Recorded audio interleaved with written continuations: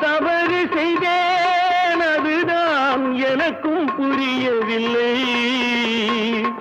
வந்து பிறந்து விட்டேன், ஆனால் வாழ தெரியவில்லை. அருகில் இருந்து சொல்லிக் கொடுத்தால் உலகம் தெரியாதா, விவரம் புரியாதா? நான் உன்னை அழைக்கவில்லை, என் உயிரை அழைக்கிறேன். கண்ணை மறைத்துக் கொண்டால் மனதில் எண்ணம் மறைவதில்லை.